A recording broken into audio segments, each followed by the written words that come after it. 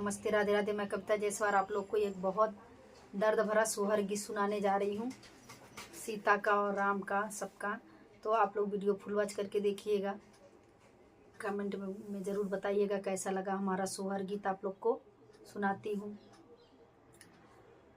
बनवा में बैठी है सीता हो हिराना, एक देखई हो हिराना, एक देखाई हो मोरी सखिया सोनवा बराना, जैसन हिराना होता सीता जीनी रे खाई होता सीता जीनी रे खाई हो मोरी सखिया सोनवा बराना, जैसन बदन होता सीता जीनी रे खाई होता सीता जीनी रे खाई हो।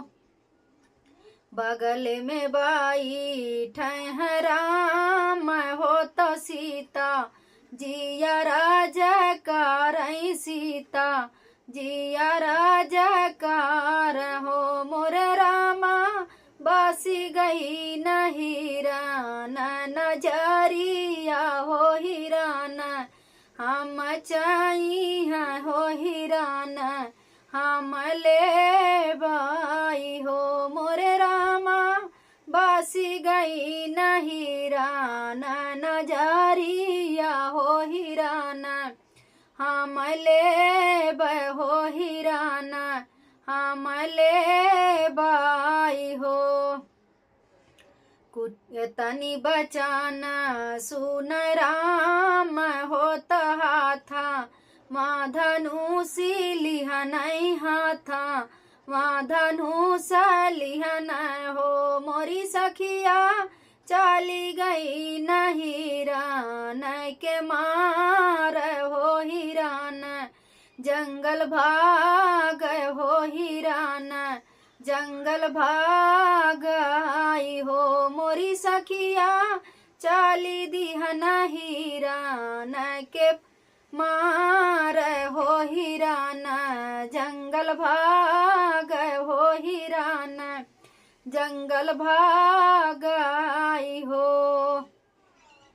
एक बड़ मारन राम होता हीरा न चिल्ला न होता हीरा नहीं राम बोला हीरा नहीं लक्ष्मण बोला हीरा नहीं सीता बोला हो मोरी सखिया सीता गई निमाना माँ घबराई हो कि लक्ष्मण भेजी दीहानी हो कि लक्ष्मण भेजी दीहानी न हो मोरी सखिया सीता जी गईनी घबराई हो लक्ष्मण भेजी दीहानी होता भैया तोहर बुलाम होता भैया जी बुलाम आई हो।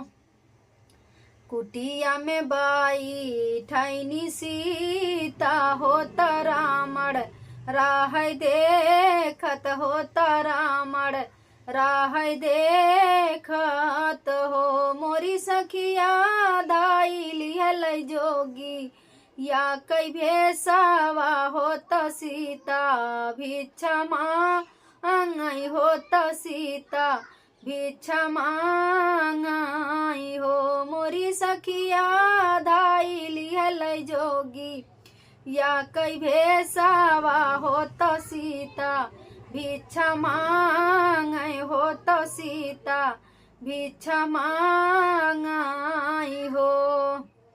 हाथम में लिहनी सीता भिखिया होता बाहा रे निकाली गईनी बाहा रे निकाली गईनी हो मोरी सखिया राथिया बैठावला रमाड़ावा हो तलाई के ही चाली गए लाई के ही उड़ी गए हो मोरी सखिया रथिया बैठा वैरा माड़ावा हो तलाई के ही चली गई न लाई के ही उड़ी गई न हो। बनम से आमही दोनों भाई या होता कूटी या में देख होता सीता के बोला माई हो। मोरी सखिया कुटिया में नाही पावई सीता होता दोनों भैया खो जाए होता दोनों भाई खो जाई हो। बना बना भटकाई दोनों भाई या होता सीता नाही पावई होता सीता नाही पावई हो। मोरी सखिया मानमा में सोचाई कहाँ गायनी होता सीता कहाँ गायनी न हो। मोरी सखिया मन बान खो जा दोनों भाई या होता सीता कहाँ गायनी होता सीता कहाँ गायनी न हो।